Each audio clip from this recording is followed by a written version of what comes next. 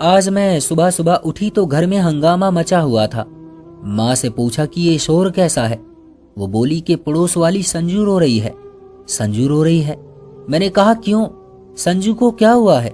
वो तो बड़ी खुश थी, उसकी तो शादी होने वाली थी। माँ बोली कि हाँ, शादी तो होने वाली थी, लेकिन एक मसला हो गया है। तुम्हें मालूम तो है ना कि इस गांव की रस्म क्या है। शादी से पहले लड़की को किन्नर ले जाते हैं। वो सुबह सुबह संजू के घर किन्नर आ गए थे। तकरीबन 10-12 थे। संजू को लेने आए हुए थे। वो जा नहीं रही तो उन्हीं के घर बैठ गए हैं। संजू की तो माँ भी नहीं मान रही, पर उसके बाबा कह रहे हैं कि इनको ले जाने दो, ये तो गांव की रस्म है। मैंने कहा माँ, ये कौन सी रस्म है और कब से है? माँ ने बताया कि पिछले 3 सालों से इस गांव में जब भी किसी लड़की की शादी होती है तो उसे किन्नर ले जाते हैं, कुछ दिन अपने पास रखते हैं और फिर उसे वापस उसके घर छोड़ जाते हैं। उसके बाद उस लड़की की शादी खुशी खुशी से हो जाती है। मैंने कहा माँ, ये क्या बात हुई, ऐसा कैसे हो सकता है? किन्नरों के पास ऐसी भी कैसी चाबी है जिसके लगते ही जिंदगी की किस्मत खुल जाती है? माँ हंसकर बोली, बेटी ये तो मुझे नहीं पता, तू जाकर संजू को कोई तोहफा दिया ताकि उसका गम दूर हो। माँ की बात सुनकर मैं घर से निकल पड़ी। मुझे बहुत हैरानी हो रही थी कि ये कब से होने लगा हमारे गांव में। ऐसा तो मैंने पहली बार देखा था। फिर मैं जैसे ही संजू के घर पहुंची, मैंने देखा वो बुरी तरह रो रही थी। उसकी माँ उसे समझा रही थी कि कुछ नहीं होता, किन्नर भी हमारे जैसे इंसान ही होते हैं, वो तुमको कुछ नहीं कहेंगे। पर संजू चुप ही नहीं हो रही थी।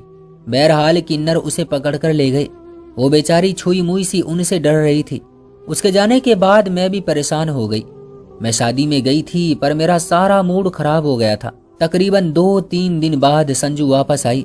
आज उसकी विदाई थी, जबकि वो कुछ परेशान सी लग रही थी। यूं कहिए कि लगता था वो सारी रात रोती रही हो। जबकि थोड़ी देर बाद लड़के वाले आए तो वो बहुत ही खुश थे। लड़की की माँ संजू की बलाएं लेती, कभी उसे कहती कि तुम मेरी प्यारी बेटी हो, मैं तुम्हें बहुत खुश रखूंगी। संजू चुपचाप बैठी खामोशी से उन सबको देख रही थी। मुझे लगा जैसे वो अभी फट पड़ेगी, जैसे सब कुछ जो उसके साथ हुआ था बता देगी। पर संजू की खामोशी ने सभी को हैरान कर डाला था। वो इस कदर खामोश हो गई थी कि शायद रो रो कर उसकी आंखें सूख गई थी। यूं संजू की विदाई जल्द ही हो गई थी। विदाई के दिन उसकी माँ रो रही थी, जबकि उसका बाप खुश था। बाप के चेहरे पर खुशी थी। संजू को ढेर सारा दहेज भी दिया गया था। मैं भी उसकी शादी में दुखी थी, क्योंकि संजू मेरी पड़ोसन थी। बचपन से हम एक साथ खेलते आए थे। संजू की विदाई हुई तो किन्नर वहां कहीं नजर नहीं आए। हालांकि हर शादी में ढोल बजाने वो आया करते थे। पर आज ये अजीब बात देखने को मिली थी कि इस शादी में किन्नरों का नाम और निशान भी नहीं था। और संजू के सारे ससुराल वाले महंगे जोड़ों में आए थे और बहुत खुश थे। मैंने सोचा न जाने ऐसा भी क्या हुआ है संजू के साथ जो बाकी सब खुश हैं और वो नाराज है। ये सोचते सोचते मेरा दिमाग थक गया। इतने में उसकी विदाई का वक्त हो गया और वो इस घर से चली गई। अब मैं बहुत डर गई थी। मैं घर आई तो माँ बाबा पहले ही घर पहुंच चुके थे। मैंने देखा मेन गेट खुला हुआ था तो चुपके से अंदर आ गई। मेरा किसी से बात करने का कोई मूड नहीं था कि माँ बाबा के कमरे के बाहर से गुजरते हुए अपना नाम सुनकर मैं रुक गई थी। बाबा मेरे बारे में बात कर रहे थे। मेरे तो कान खड़े होने ही थे। मैं सुनने लगी कि बाबा क्या कह रहे हैं। माँ को ये कह रहे थे कि हमें अब अपनी बेटी की शादी कर देनी चाहिए। रागिनी अब बड़ी हो गई है, इसके बाद अच्छे रिश्ते नहीं मिलते। माँ कहने लगी कि ठीक है, मुझे तो इस बात पर कोई ऐतराज नहीं है, हाँ लेकिन अच्छा रिश्ता ढूंढो और साथ में एक शर्त ये भी कि किन्नर हमारी बेटी को शादी से पहले नहीं लेकर जाएंगे। ये बात सुनते ही बाबा परेशान हो गए। नहीं नहीं, अगर हम उसे किन्नरों के पास नहीं भेजेंगे तो हमारी बेटी की विदाई कैसे होगी? तुम नहीं जानती, ये बहुत बड़ा राज है। मगर जो भी किन्नरों के साथ रहता है उसकी शादी खुशी खुशी हो जाती है। तुम फिक्र नहीं करो, मैं अपनी बेटी को कुछ नहीं होने दूंगा। कुछ नहीं होने की बात नहीं है प्रमोद, माँ ने बहस करते हुए कहा। मैं अपनी बेटी को दुख नहीं देना चाहती हूँ और ना ही सर पर यह बोझ रखना चाहती कि शादी से पहले उसे किन्नरों के पास जाना होगा। भला ये भी कोई बात है? माँ बाकायदा गुस्सा करने लगी तो बाबा ने उन्हें चुप करवा दिया। अच्छा जाने मन, तुम जैसा कहोगी मैं वैसे ही करूंगा, लेकिन तुम खुद को परेशान मत करो। वैसे भी अब हमारे घोंसले से सब बच्चे उड़ जाएंगे, उसके बाद हम दोनों ही तो एक दूसरे का सहारा हैं। तुम मुझसे लड़ना शुरू कर दोगी तो जिंदगी में क्या रौनक रह जाएगी। माँ बाबा की बातें सुनकर खामोश हो गई। फिर कहने लगी कि मेरा रिश्ता हो जाए, बाकी बातें बाद में तय कर लेंगे। यूं माँ ने मेरे रिश्ते की तैयारियां शुरू कर दी। मोहल्ले की रिश्ते करवाने वाली एक औरत से कहा, जिसे सब प्यार से मौसी जी कहा करते थे, कि तुम मेरी बेटी का अच्छा सा रिश्ता ढूंढो। जबकि दूसरी तरफ संजू की कोई खबर नहीं थी। शादी के बाद वो एक बार भी हमसे मिलने नहीं आई थी। मैं उसके लिए बहुत परेशान थी। शादी के तकरीबन 10 दिन बाद उसने अपने घर का चक्कर लगाया। उसकी आंखें रो रो कर सूजी हुई थी। मैंने संजू को देखते ही पूछा, तुम्हें क्या हुआ है? तुम परेशान क्यों हो? और मुझे ये तो बताओ, उन किन्नरों ने तुमसे क्या कहा था? कुछ नहीं कहा था मेरी बहन, उसने परेशानी से कहा, और अंदर अपने कमरे में चली गई। मैं सोचने लगी कि वो तो शादी के बाद कितनी बदल गई है। अगर मुझे ये पता होता कि इस पर क्या गुजरी है तो मैं कभी भी ऐसी बात नहीं सोचती, बल्कि इससे बात कर लेती। मैं भी जिद में घर आ गई। घर आकर मैंने माँ के सामने भी संजू की बुराइयां की। कहा कि वो तो बहुत अकड़ गई है। शादी के बाद उसने हम दोस्तों को तो बिल्कुल ही भुला दिया है। माँ बोली कि ऐसा नहीं है, वो शादी की वजह से परेशान होगी। अपनी शादी में वो खुश नहीं थी। मैंने कहा, नहीं माँ, मुझे लगता है ये सब किन्नरों की वजह से हुआ है। माँ ने मुझे इस बात का कोई जवाब नहीं दिया, मगर अगली सुबह हमें वो खबर मिली जिसने मुझे सारे सवालों के जवाब दे दिए थे। हुआ यूं कि सुबह उठते ही मोहल्ले में शोर मचा हुआ था। देखा तो संजू के घर के बाहर लोगों की लाइन लगी हुई थी। मैं भी वहां गई। पता चला कि संजू ने जहर खाकर अपनी जान दे दी है। वो हमेशा के लिए इस दुनिया से जा चुकी है। ये खबर मेरे लिए दर्दनाक थी। सोचा भी नहीं था कि वो इतना बड़ा कदम उठा लेगी।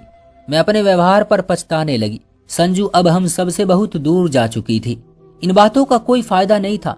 मुझे लगा था कि ये सब उन किन्नरों की वजह से हुआ है, जो संजू को शादी से पहले अपने साथ लेकर गए थे। मैं उसके घरवालों को कोसने लगी कि अगर ये लोग ऐसा नहीं करते तो आज संजू जिंदा होती, मगर उन्होंने न जाने क्यों गांव की इस बेकार सी रस्म के पीछे एक लड़की की जान ले ली। इसमें ऐसा भी क्या है? मैं जब घर वापस आई तो बहुत परेशान थी। मुझे देखकर माँ बोली, क्या हुआ बेटी, क्या तुम संजू का शव देखकर परेशान हो गई हो? हाँ माँ, उन किन्नरों ने ही कुछ किया होगा, तभी तो उस बेचारी ने परेशानी में आकर आत्महत्या कर ली है। नहीं बेटी, किन्नर भी हमारी तरह ऊपर वाले के बनाए हुए इंसान होते हैं। उनकी दुआ भी जल्दी लगती है और बद्दुआ भी। माँ की बात सुनकर मैं भड़क उठी। भगवान के लिए माँ, अब तो ये बातें करना बंद कर दे। ऐसा वैसा कुछ नहीं होता। ऊपर वाले के यहाँ उसकी दुआ स्वीकार होती है जो पूजा पाठ करता है, भगवान जी को मानता है, जो दूसरों की मदद करता है। आप न जाने किस जमाने में रह रही हैं। मेरी बात सुनकर माँ भी खामोश हो गई, पर मैं जानती थी कि उनके दिल में क्या बात है। फिर धीरे से बोली, बेटी, कहती तो तुम ठीक हो, पर किन्नर इस गांव की रस्म है। हाँ माँ, रस्म तो है, मैंने कहा। और फिर माँ ने अगले ही दिन मेरा रिश्ता पक्का कर दिया। अब माँ ने एक और शर्त भी रखी थी कि वो शादी वाले दिन किन्नरों को नहीं बुलाएगी, न अपनी बेटी को उनके हवाले करेगी। ये बात उन्होंने रिश्ते वाली मौसी को भी बता दी थी। रिश्ते वाली मौसी ऐसे ही लोगों के पास जाती जो इस गांव से बाहर के होते थे, जिन्हें इस किन्नरों वाली रस्म का नहीं पता था। यूं मेरे लिए एक डॉक्टर का रिश्ता आ गया। डॉक्टर साहब का रिश्ता मेरे लिए आना बड़ी ही खुशकिस्मती थी, पर मैं नहीं समझी थी कि उनको सब लड़कियां छोड़कर मैं ही क्यों मिली। मैं तो अनपढ़ थी, बस मैट्रिक पास थी, पर शक्ल सूरत की अच्छी थी। हो सकता है रिश्ते वाली मौसी ने ही कोई चक्कर चलाया हो। ये सोचकर मैं खुश हो गई। डॉक्टर तो बहुत बड़ा होता है, उसका ओहदा सबसे अच्छा इज्जतदार होता है। मैं अपनी शादी के लिए बहुत खुश थी, मगर माँ ने मुझसे कह दिया था कि मैं तुम्हें किन्नरों के हवाले नहीं करूंगी। बाबा को भी अब इस बात पर कोई ऐतराज नहीं था। मैं सोच रही थी कि शायद बाबा जिद करेंगे, कहेंगे कि तुम अपनी बेटी के लिए गांव की इतनी पुरानी रस्म को तोड़ रही हो। पर अब समझ आई थी कि बाबा भी डॉक्टर साहब को देखकर चुप हो गए थे। बाबा ने कह दिया कि जैसे डॉक्टर साहब चाहेंगे वैसा ही होगा। पर शादी से 2 दिन पहले बाबा का मूड बिल्कुल बदल गया था। बाबा कहने लगे कि किन्नरों के बगैर ये रस्म करना मुमकिन नहीं होगा, गांव के लोग मुझे बातें सुनाएंगे। माँ ने कहा कि अगर तुमने ऐसी बात की तो मैं बेटी को विदा करने की बजाय घर से भगा दूंगी, पर उसकी शादी इस तरह नहीं करूंगी जिसमें किन्नरों की शक्लें शामिल हो। बाबा उन्हें कहने लगे कि शुभ शुभ बोलो, ऐसी बात नहीं करते, वो भी भगवान के बनाए हुए इंसान है। माँ ने बाबा को साफ साफ सुना दी कि मैं ऐसा कुछ नहीं करूंगी जैसा तुम सोच रहे हो। इसलिए माँ ने मुझे कह दिया था कि मैं तुम्हें किन्नरों के पास ले जाने की बजाय भगाकर उसी डॉक्टर के पास पहुंचा दूंगी। शादी के बाद मैं ज्यादा देर नहीं करूंगी। पर बाबा की भी पूरी नजर मुझ पर थी। यूं शादी वाला दिन आ गया, यानी मेरी शादी हो गई थी। 2 दिन बाद विदाई होनी थी। मुझे बहुत डर लग रहा था कि रात का वक्त था। मुझे अजीब सा महसूस होने लगा। मैंने सोचा कि जिंदगी तो एक ही बार मिलती है, हो सकता है कि मेरे बाद बहुत सारी और भी लड़कियां ऐसी हो जिनके ऊपर किन्नरों की आजमाइश आए। क्यों ना मैं अपनी बलि दे दूं।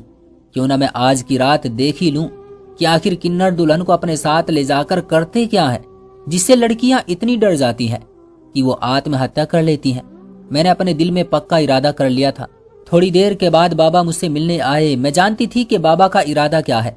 वो मुझे किन्नरों के साथ भेजना चाहते थे। बाबा कमरे में आए। मैंने कोई ऐतराज नहीं किया। मुझसे बोले कि बेटी तुम मेरी इज्जत बचा लो। मैं तुम्हें बस इतना कहना चाहता हूँ कि मेरी जिंदगी में बहुत सारे अजीब अजीब किस्से हुए हैं और ये उन्हीं में से एक है, जिसकी वजह से मुझे किन्नरों की दुआओं पर यकीन है। तुम उन लोगों के साथ जाओ, ये तुम्हें कुछ नहीं कहेंगे। तुम्हारी माँ ख्वाह बहम करती है, वो अभी सो रही है, तुम्हें कुछ नहीं कह सकेगी। मैं तुम्हें पहुंचा आता हूँ। बाबा की बात पर मैं एकदम तैयार हो गई। बाबा को भी लगने लगा कि शायद मैं उनकी बहुत बड़ी आज्ञाकारी बेटी हूँ, जैसे मैंने उनकी बात मान ली हो। लेकिन दरअसल मुझे खुद वहां जाना था। बाबा ने मुझे काली चादर ओढ़ने को दी।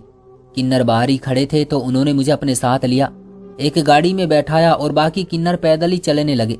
सब शोर मचा रहे थे। मुझे तो ये समझ नहीं आ रहा था कि ये मुझे ले जाकर करेंगे क्या। और ऐसा भी संजू के साथ क्या हुआ था कि उसने आत्महत्या कर ली। उस आधे रास्ते में गाड़ी एक जगह रुक गई। ये गाड़ी भी आहिस्ता आहिस्ता चल रही थी, इतनी आहिस्ता के बाकी किन्नर इस गाड़ी के साथ चल रहे थे। यहाँ रुककर मुझे एक झोपड़ी नजर आई। सब किन्नर उस झोपड़ी के अंदर जाने लगे। मैंने गौर से देखा तो वो झोपड़ी नहीं बल्कि एक बड़े से घर का छोटा सा दरवाजा था। आगे एक बहुत बड़ा खुला घर था जो कि पेड़ों की आड़ में छुपा हुआ था।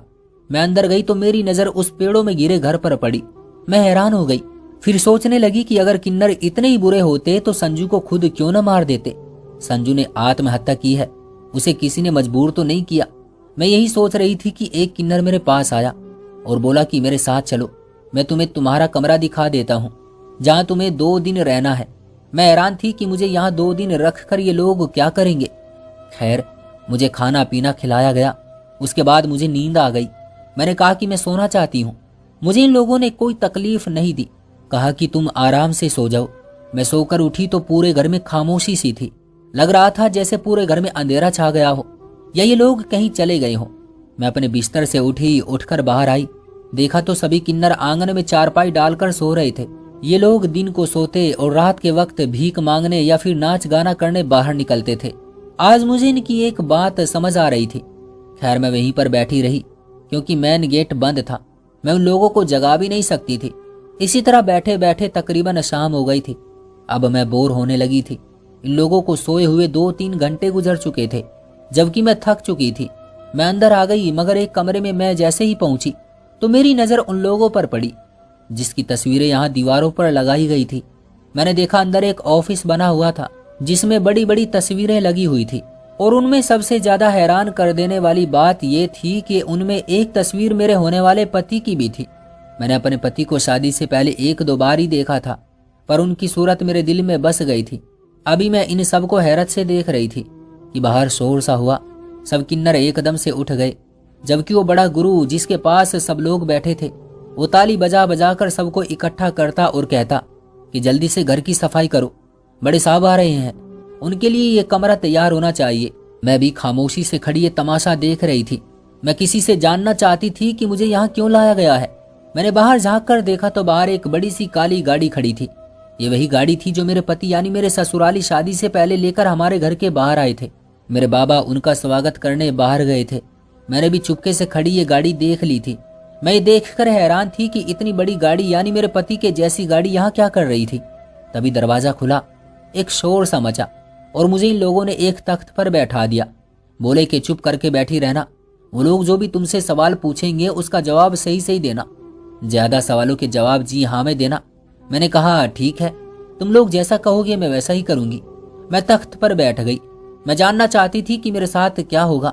तभी मेरे सामने एक व्यक्ति आया। उसने मेरे सर पर हाथ फेरा और बोला, बधाई हो बेटी, तुमने बहुत अच्छा किया कि अपना रास्ता अलग चुन लिया, वरना तो यहाँ पर जितने भी आते हैं वो इसी तरह बेचारे नाच गाना कर करके अपनी सारी जिंदगी बर्बाद कर देते हैं। मुझे उम्मीद है कि तुम अपनी आने वाली जिंदगी में भी ऐसे ही कामयाब रहोगी।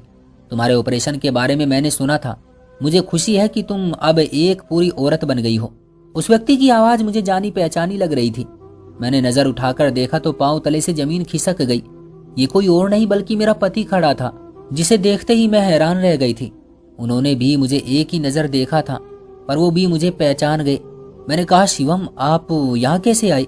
वो भी मुझे देखकर ये पूछने लगे कि तुम यहाँ कैसे आई? मैंने कहा, मुझे तो ये लोग लाए हैं। हैरत से पूछने लगे कि क्यों लाए हैं? आसपास सभी किन्नर खड़े परेशान थे, उनके चेहरे से परेशानी झलक रही थी।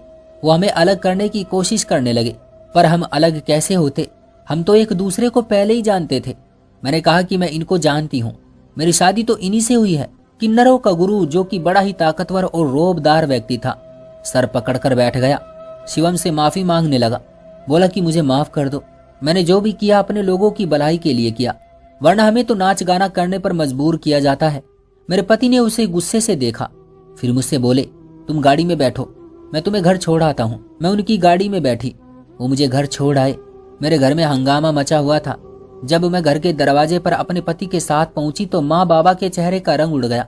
माँ बोली कि बेटा, मैंने इसे मना भी किया था कि किन्नरों के पास नहीं जाना, बस मैं क्या करती, हमारे गांव की रस्म है। मेरे पति अंदर आ गए। माँ बाबा से सख्ती से पूछा कि ये क्या रस्म है, क्यों और कैसे की जाती है? बाबा ने यही कहा कि किन्नर गांव के लोगों को श्राप देते हैं अगर शादी से पहले दुल्हन को उनके घर न छोड़ा जाए तो। बस इसीलिए हमने भी इसे वहीं भेज दिया था, और तो कोई खास बात नहीं है। ये सुनकर डॉक्टर शिवम ने हमें जो कहानी सुनाई, उसने तो हमारे होश उड़ा दिए। कहने लगे कि मेरे लिए ये जिंदगी बहुत आसान थी, इसलिए मैंने सोचा कि मैं कुछ लोगों की मदद कर दिया करूं। मैंने अपने साथ और भी लोगों को मिला लिया। मर्दों और औरतों की मदद तो हर कोई करता है, मैंने सोचा कि किन्नरों की मदद कोई नहीं करता। यूं मैंने किन्नरों के गुरु से बातचीत की। उनका गुरु बातें करना जानता था। उसने मुझसे कहा कि हमारे पास ऐसी लड़कियां और लड़के हैं जो मामूली से ऑपरेशन से ठीक हो सकते हैं, मगर पैसे ना होने की वजह से उनकी जिंदगियां बर्बाद हैं। मैं तो उनकी शादी भी करता हूँ, उनका ऑपरेशन भी करवाता हूँ, मगर मेरे पास अब और पैसे नहीं है। मैंने उम्र भर नाच नाच कर जो कमाया सब ऐसे बच्चों के ऑपरेशन पर लुटा दिया। मुझे उस किन्नर का जज्बा बहुत पसंद आया। अब वो मुझे अपने ग्रुप में बुलाने लगा। हर बार वो मुझे ऐसी लड़की दिखाता जो ऑपरेशन के बाद ठीक हुई थी और उसकी शादी हो रही थी। शादी के कागजात तक मुझे दिखाए जाते। मैं बहुत ही खुश होता कि वाकई ये अच्छा काम किया जा रहा है। इसलिए मैं शहर से और भी लोगों को लाता और उन लोगों की मदद करता। मगर मुझे क्या पता था कि यहाँ गांव वालों को ये कोई और कहानी सुनाकर पैसे लूट रहे हैं। सच कहा है किसी ने कि इंसान का भरोसा नहीं है। डॉक्टर शिवम गुस्से में थे। मेरी विदाई हो गई। उन्होंने मुझसे इस बात के बारे में कुछ भी नहीं पूछा कि ये लोग कौन थे, मैं क्यों उनके पास गई थी इत्यादि। मगर उसके बाद गांव वालों से ये रस्म खत्म करवा दी गई थी, क्योंकि डॉक्टर शिवम ने सबके सामने उनकी हकीकत खोल दी। जिसके बाद किन्नरों की भी हिम्मत नहीं हुई कि वो इन सीधे साधे लोगों को अपने श्राप से डराकर लूट सके। दोस्तों, ये थी हमारी आज की कहानी। उम्मीद करते हैं कि आपको पसंद आई होगी। आपका क्या कहना है इस कहानी के बारे में कमेंट बॉक्स में हमें जरूर बताइएगा। वीडियो को लाइक कर दीजिए और चैनल को सब्सक्राइब कर लीजिए। मिलते हैं अगली वीडियो में, तब तक के लिए धन्यवाद।